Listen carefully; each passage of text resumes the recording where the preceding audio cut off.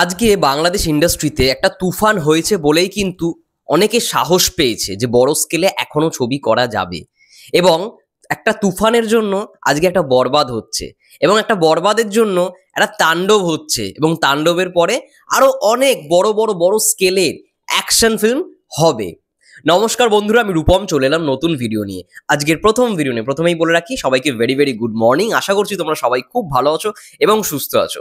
দেখো বন্ধুরা, বাংলাদেশে যারা মোস্ট পপুলার ডিরেক্টর, যাদের অনেক নাম রয়েছে, যারা ভালো ভালো কাজ করেছে, তাদের তোমরা অনেকেরই অনেক কাজ দেখেছো। কিন্তু আমি বলবো এই সময়কার, আমরা জানি যে মোস্তফা সরওয়ার ফারুকী স্যারের যদি কথা বলি, আরো অনেক অনেক ডিরেক্টর রয়েছে যারা মানে খুব ভালো ভালো সিরিজ বানিয়েছে বা সিনেমা বানিয়েছে সেই সময় দাঁড়িয়ে। কিন্তু এখনকার দিনে আমরা যদি টপ লিস্টের মধ্যে যদি কোনো ডিরেক্টরের নাম খুঁজি, যেন মানে ওটিটি বেস বা সিনেমার দিকে, তাহলে অবশ্যই রায়হান রাফির নাম অন্যতম। কারণ তিনি তার প্রথম সিনেমা ব্লকবাস্টার দিয়েই শুরু করেছেন। তার মধ্যে অন্যতম আমার ভিকি জায়েদ স্যার রয়েছে, তিনি ওটিতেই কাজ করেছেন। এখনো পর্যন্ত সিনেমায় তার ডেবিউ হয়নি, কিন্তু খুব শীঘ্রই তার নির্মিত আমরা সিনেমা দেখতে পারবো, এবং আমার পুরোপুরি বিশ্বাস সে একটা ভালো সিনেমা বানাবে। এবং কিছুদিন আগেও দেখছিলাম রায়হান রাফি স্যার, ভিকি জায়েদ ভাইয়া, তারপরে শারিয়ার শাকিল এবং শিয়াব শাহিন, তারা একসঙ্গে একটা ছবি পোস্ট করেছে, ভালো লেগেছে। তো এরা হচ্ছে টপ ডিরেক্টর। শিয়াব শাহিনও খুব ভালো মানে কাজ বানিয়েছে, আমি তো তার কাজ দেখেছি। মায়া শালিক যারা যারা দেখেছো তোমরা সবাই জানো কি মানে এই লেভেলের কনসেপ্ট মানে বাংলাদেশে আগে হয়নি। মায়া শালিক যেই কনসেপ্টটা নিয়ে নির্মিত, এরকম কাজ হয়নি। তারপরে অপূর্বকে নিয়ে আরো একটা কাজ সিরিজ বানিয়েছিল হইচইতে সবার শেষে, তোমরা জানো, গোলাম মামুন, ওটাও ভালো লেগেছিল আমার বেশ। তো অনেক কাজ রয়েছে, কিন্তু রাইহান রাফি, যাকে নিয়ে আজকের এই ভিডিওটা যে বলেছে রিসেন্টলি একটা ইন্টারভিউতে, তাণ্ডব নিয়ে বেশ কিছু কথা বলেছে এবং তুফান নিয়ে। কিন্তু রায়হান রাফি চাইলে, আমরা বলি না যে রায়হান রাফি মানেই ব্লকবাস্টার, রায়হান রাফির কাজ সবসময় ব্লকবাস্টার, ঠিক আছে? এটা কেন? আজকে তার পড়াশোনাটা ভাবো তোমরা, তার রিসার্চ লেভেলটা ভাবো। আজকে রায়হান রাফি একদিনে রায়হান রাফি হয়নি।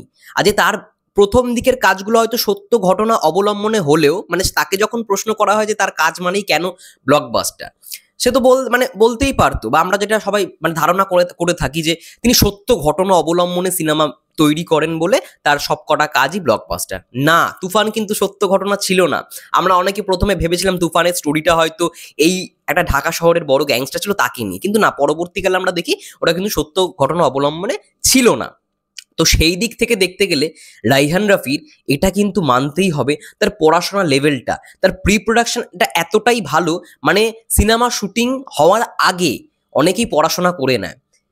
আমি যখন ভিকি জায়েদ স্যারের ইন্টারভিউ করেছিলাম, তোমরা দেখতে পারো, চ্যানেলে আছে, তখন আমি জিজ্ঞেস করেছিলাম, স্যার আপনি কোন দিকটা বেশি মনোযোগ দেন?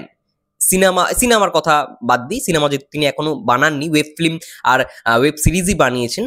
তো তিনি আমাকে একটাই কথা বলে, আমার কিন্তু শুটে গিয়ে কিছুই করার থাকে না। তিনি যা শুটে গিয়ে করেন, হয়তো পারফরমেন্সের দিক থেকে এটা শর্ট টেকিং এর ব্যাপারটা তিনি দেখেন, বাকি ডিওপিরা যা কাজ করে, বাকি যা মানে যাবতীয় সমস্ত কিছু, তার পড়াশোনা, প্রি প্রোডাকশন, যখন তিনি রিসার্চটা করেন, সেটাই সব থেকে তার কাছে বেশি ইন্টারেস্টিং, এবং সেই সময়টাই বেশি তিনি গুরুত্ব দেন। তো সেম টু সেম রায়ান রাফির ক্ষেত্রেও সেম জিনিসটা, যার জন্য আমি এই দুটো ডিরেক্টরকে খুব পছন্দ করি। এই দুজন ডিরেক্টরের এত সুন্দর ভিজুয়ালাইজেশন, তাদের ভিশনটা না দর্শকদের সামনে সবসময় ক্লিয়ার থাকে।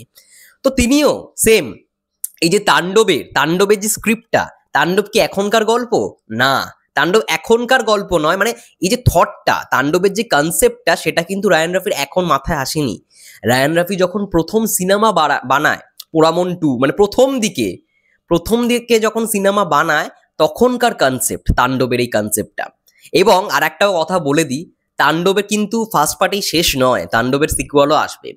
এবার আর একটা সাংবাদিক আরো প্রশ্ন করে রায়হান রাফি স্যারকে যে তুফান টু কেন এই বছর এলো না? তুফান টু এই বছর আসলে ব্লকবাস্টার হতোই, শিওর শট ব্লকবাস্টার। কিন্তু একটা জিনিস একটু খেয়াল করে দেখবে, যে কোনো সিনেমার ক্ষেত্রে যাদের সিকুয়াল আর কি হয়, যেই সিনেমাগুলো সিকুয়াল হয়, সেটা সাউথের কথা বলি, বলিউডের কথা বলি, বা বাংলার কথাই বলি না কেন, মিনিমাম গ্যাপ 3 বছরের থাকে।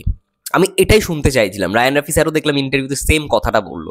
এই যে একটা বছর তুফান 2, মানে তুফান এলো 2024 সালে, তুফান এলো 2025 সালে তুফান 2, এরকম হয় না। এটা সিরিজের ক্ষেত্রে হয়, এটা ওয়েব সিরিজের ক্ষেত্রে হয় যে একটা সিজন 1 এলো, সিজন 2 পরের বছর দিয়ে দিলাম, এটা সিরিজের ক্ষেত্রে হয়। কিন্তু সিনেমার ক্ষেত্রে এই জিনিসটা হয় না। সিনেমার ক্ষেত্রে মিনিমাম 3 বছর একটা গ্যাপ রাখতে হয়, যাতে অডিয়েন্সের কাছে জিনিসটা পৌঁছায়।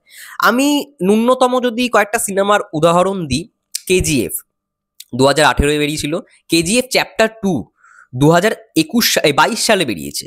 কত বছরের গ্যাপ? 19, 20, 21, 22, 4 বছরের গ্যাপ। পুষ্পা পার্ট 1 2021 একদম শেষে বেরিয়েছে। পুষ্পা পার্ট 2 এলো কবে? 2024 একেবারে শেষ, মানে 3টে বছর গ্যাপ। বুঝতেই পারছো, মানে সিনেমার কিন্তু গ্যাপ 3টে বছর থাকে। Baahubali part 1 part 2। পার্ট 1 বেরিয়েছিল 2016 সালে, পার্ট 2 বেরিয়েছিল 2017 সালে। পার্ট 2 আই থিঙ্ক, হ্যাঁ ওটা 1 বছর হয়ে গেছিল, সরি ভুল বললাম। বাহুবলী পার্ট 1 বেরিয়েছিল 2015 সালে। বাহুবলী পার্ট 1 বেরিয়েছিল 2015 সালে, আর পার্ট 2 বেরিয়েছিল 2017 সালে। ওটা আসার কথা ছিল 2016 সালে। পার্ট 1-এর সবার শেষে দেখা হয়েছিল, মানে দেখানো হয়েছিল পার্ট 2 2016, কিন্তু অ্যাকচুয়ালি এসেছিল 2017-তে। এটাই আর কি, ওটা বেশি গ্যাপ ছিল না, কিন্তু প্ল্যানিংই হয় অ্যাকচুয়ালি সিনেমার মেকিংয়ের ক্ষেত্রে যে পার্ট 1 পার্ট 2 এর মিনিমাম গ্যাপ 3 বছর। তো যাই হোক না কেন, তুফান 2 যখন আসবে, তুফান 2 এর মতো করে আসবে, ঠিক আছে? আজকে একটা তুফান হয়েছে বলেই কিন্তু একটা বরবাদ হচ্ছে। তো বাংলাদেশ ইন্ডাস্ট্রিতে এই যে প্রথম সাহসটা দেখিয়েছিল কিন্তু রায়ান রাফি তুফান দিয়ে, যে বাংলাদেশে বড় স্কেলের সিনেমা বানাতে হবে। আর তাণ্ডব যখন আসবে ব্লাস্ট করে দেবে, কারণ তাণ্ডব যেই লেভেলের কনসেপ্ট রায়ান রাফি সেই সময় বানাতে পারেনি এই কারণেই, কারণ স্কেলটা বড় ছিল, তখন সেই বাজেটটা হয়তো কেউ তাকে দিত না। কিন্তু এখন তুফান মানিয়ে যে ব্লকবাস্টারটা হয়েছে, এখন আরামসে বাজেট সবাই প্রোভাইড করবে, এবং সাকিব ভাইয়ের নাম অনুযায়ী যা ক্রেজ, সবাই সিনেমা করতে চায়। তো সেই জায়গায় তাণ্ডব যখন আসবে, মানে তাণ্ডব তো বড় স্কেলের ছবি, তাণ্ডব একটা পার্টে শেষ হবে না, তাণ্ডবেরও সিকুয়াল আসবে। এটাই ছিল মূল বিষয়, মূল কথা। রায়ান রফি স্যার যেটা বললো আর কি, মানে তাণ্ডবের কনসেপ্টটা কিন্তু এখন ভাবা নয়, তাণ্ডবের কনসেপ্ট তার প্রথম দিকের কেরিয়ারে ভাবা একটা গল্প, এবং বড় স্কেলে যেহেতু তখন বড় স্কেলটা পেয়েছিল, তাই তখন করতে পারিনি বড় স্কেলের ছবি বলে। যাই হোক, এটাই ছিল মোটমাট ভিডিও, মোটমাট বক্তব্য। তোমাদের কি মন্তব্য অবশ্যই কমেন্ট করে জানাতে পারো। ততক্ষণের জন্য পরের ভিডিও অপেক্ষায় থাকো, এবং আমাদের ইউটিউব চ্যানেল থেকে যারা দেখছো চ্যানেলটাকে সাবস্ক্রাইব করে দিও, ফেসবুক পেজ থেকে যারা দেখছো প্লিজ পেজটাকে ফলো করে দিও। ততক্ষণের জন্য সবাই ভালো থেকো, সুস্থ থেকো, টেক কেয়ার।